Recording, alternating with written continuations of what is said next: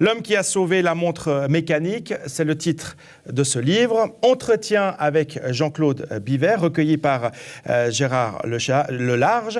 Bienvenue Jean-Claude Biver sur ce plateau. Alors pourquoi est-ce que ce livre sort maintenant ? Écoutez, il sort maintenant parce que M. Lelarge m'a interviewé pendant 150 heures et qu'il m'a fallu du temps pour lui consacrer 150 heures. Ouais. Vous imaginez, c'est beaucoup de temps. Et puis ensuite, une fois qu'il avait recueilli tous ces interviews, il l'a mis en forme. Et puis, j'ai dit, mais je ne vais pas écrire un livre. S'il faut toujours avoir une certaine arrogance ou vanité d'écrire un livre. Et puis finalement, non, je l'ai donné à lire à quelques personnes et on m'a dit, mais non, mais il faut le donner parce que c'est un livre qui peut être utile à tous les jeunes entrepreneurs et tous les jeunes étudiants. Et là, j'ai changé d'avis, j'ai dit, s'il peut servir à des jeunes entrepreneurs, des jeunes étudiants, eh bien, il aura une raison d'être qui est une raison autre que de raconter mon histoire.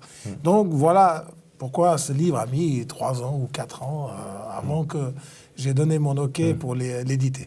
Est-ce que ce livre, c'est en quelque sorte vos mémoires déjà, un retour sur votre parcours professionnel ? Non, parce que mon parcours professionnel n'est de loin pas fini. Non, il n'est pas fini, mais jusqu'à aujourd'hui. Oui, il raconte jusqu'à aujourd'hui, on pourrait dire, jusqu'à fin 2014. Mais non, le livre raconte surtout l'éthique, le pragmatisme, le sens entrepreneurial, comment on peut réussir sans argent aussi. Donc c'est un vrai livre qui peut donner des idées, qui peut donner du courage et qui peut donner envie. Et si on peut donner du courage et de l'envie et un peu de rêve, eh bien le livre aura rempli sa fonction. Maintenant, je fais beaucoup de conférences dans les universités, que ce soit Cambridge, que ce soit Harvard, que ce soit l'IMD, comme vendredi dernier, l'INSEAD à Paris, London Business School, etc. Et je fais chaque année parce que je veux donner aux étudiants aussi l'approche pragmatique et pas que la théorie. Aujourd'hui, on est tous des technocrates, on devient de plus en plus technocrates, et la technocratie est un moyen, mais c'est pas un but. Et la technocratie, si on l'utilise trop, on perd le bon sens, on perd la connexion au sens paysan. Et ce livre va raconter des histoires qui sont très pragmatiques. J'ai moi-même fait des études, donc je peux dire que les études aujourd'hui sont un peu trop dirigées vers la technocratie. Et donc, je suis assez content et l'écho est très bon. On est à la 3e édition, je crois, donc on en a vendu 3 fois plus qu'on le voulait. Il faut dire que moi-même, j'en achète beaucoup, parce que dans toutes mes conférences, je le donne aux étudiants pour qu'ils aient un souvenir. C'est un livre facile, on peut le lire aux toilettes, comme un marabout. Ouais. Voilà. Donc, voilà. Et puis, c'est un livre sans prétention. Alors, L'homme qui a sauvé la montre mécanique, c'est le titre de ce livre, parce que si on revient effectivement un tout petit peu sur votre parcours, il y a cette étape importante dans les années 80 où il a fallu effectivement se battre face à l'arrivée du quartz. Voilà, on était avec Jacques Piguet, puisqu'il faut quand même dire que nous étions deux partenaires, et Jacques et moi, on était convaincus que la montre mécanique avait un énorme avenir. Et pourquoi est-ce que la montre mécanique aurait-elle un avenir en plein crise du quartz? Eh bien, parce que nous étions de l'avis que le quartz, qui est une formidable, extraordinaire invention de la technologie, mais que le quartz, venant de la technologie, c'est le produit d'une technologie, c'est l'enfant d'une technologie, toute technologie est appelée à devenir obsolète. Alors que la montre mécanique n'est pas le produit d'une technologie, c'est l'héritage d'une culture, c'est l'héritage d'un savoir-faire, c'est l'héritage d'un art, et l'art ne meurt jamais. Mozart, il est vivant. Tous les jours, il y a des gens qui écoutent Mozart. Picasso est vivant. Donc, on se disait à l'époque, la montre mécanique, quel que soit l'avenir du quartz, la montre mécanique existera toujours à côté du quartz, car il y aura toujours l'obsolescence et en face, l'éternité. Et chacun a le droit de choisir ce qu'il veut. Donc, si je veux acheter une montre à quartz, où est le mal? Il n'y a pas de mal. Par contre, il y a des gens qui vont dire, non, moi, je ne veux pas acheter une montre qui se jette, je veux acheter une montre mécanique. Ça, c'était notre raisonnement en 82. Et rendez-vous compte, il est encore valable aujourd'hui. Aujourd'hui, avec la montre connectée, on peut dire la même chose. La montre connectée, aussi extraordinaire qu'elle puisse être, aussi pratique qu'elle puisse être, moi-même je la porte.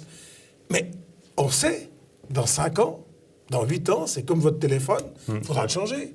Alors qu'une magnifique montre mécanique, qu'elle soit de Hublot, de Rolex, ou de peu importe de qui, c'est quelque chose que vous pourrez donner à vos enfants, que vous pouvez garder, qui peut marcher 50 ans, 100 ans.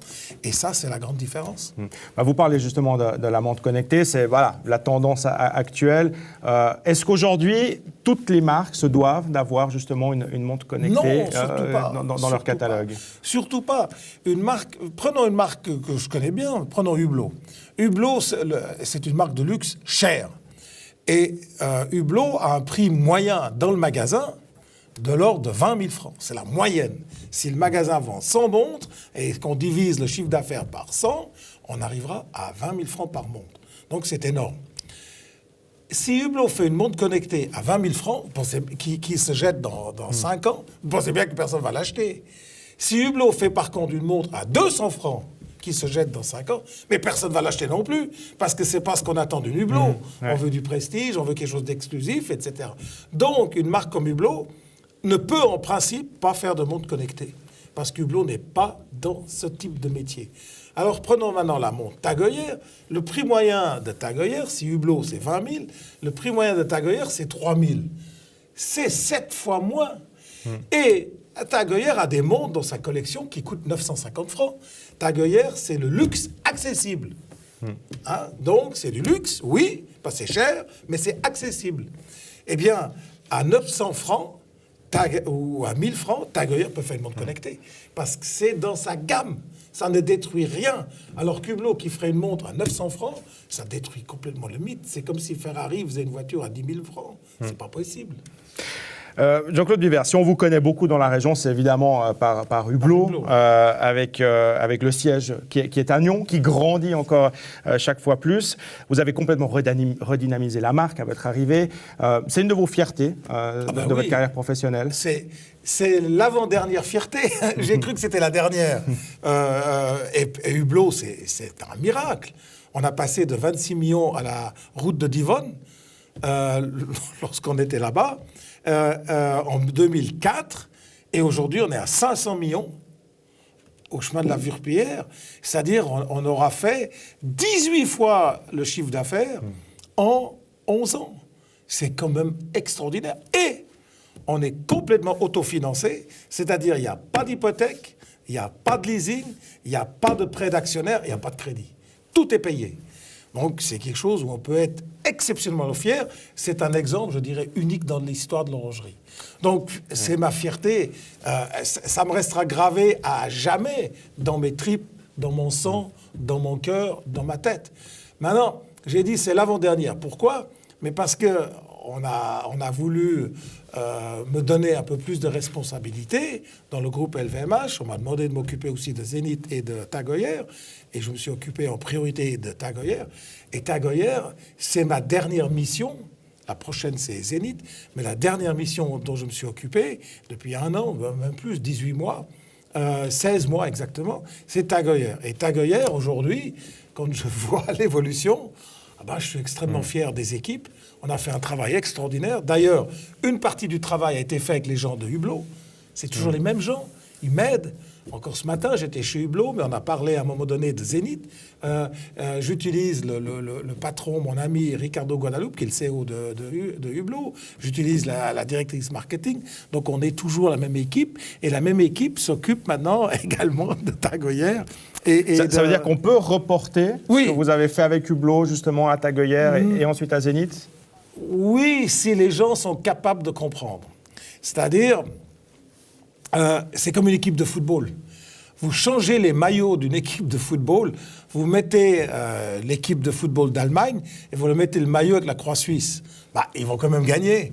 Ils vont pas perdre parce qu'ils mettent tout d'un coup le maillot suisse. C'est-à-dire, on peut, dans des gammes de prix plus ou moins similaires, et c'est quand même un métier, c'est quand même toujours le même métier. Si maintenant cette équipe allait dans l'industrie automobile ou dans l'industrie des télécoms, je ne suis pas sûr qu'on réussirait. Mais comme on connaît tous l'horlogerie depuis plus de 20 ans, ça fait 20 ans qu'on est dedans, on n'est pas que des artisans de l'horlogerie, on est des passionnés de l'horlogerie, donc on la connaît particulièrement bien. Donc, et un passionné, en général, il a une vision plutôt large. Donc on arrive relativement facilement à gérer les 3 marques. On pourrait même en gérer d'autres.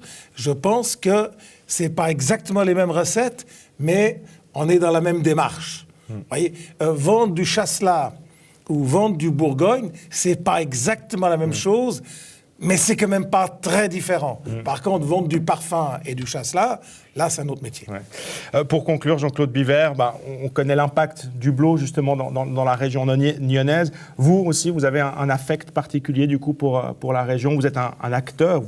Vous l'êtes toujours, hein, même si vous n'êtes plus à la tête directement du Hublot, mais vous êtes un acteur économique important pour la région. Bien sûr. Écoutez, je suis toujours le président de Hublot. Puis comme je vous ai dit, Hublot restera gravé à jamais dans ma mémoire, dans mon cœur, dans mes tripes, dans mon sang. Donc je vais mourir avec le timbre de Hublot. Vous savez, comme les vaches, le bétail en Amérique, là.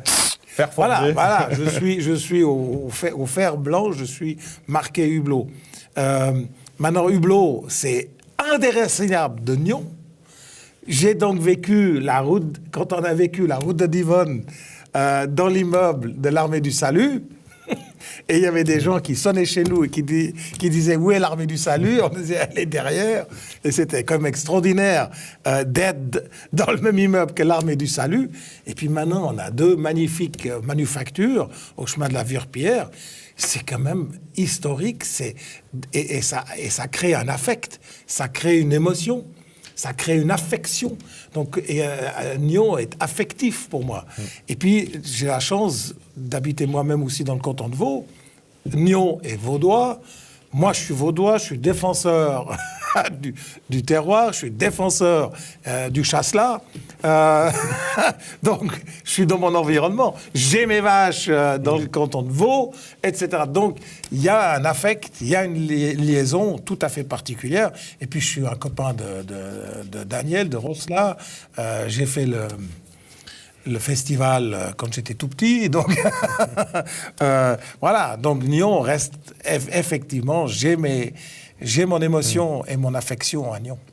Merci beaucoup à Jean-Claude Biver. Je rappelle ce livre, hein, L'homme qui a sauvé la montre mécanique, hein, des entretiens où on en apprend effectivement beaucoup sur votre carrière professionnelle et qui pourra certainement en inspirer quelques-uns. Merci encore d'être venu sur ce plateau.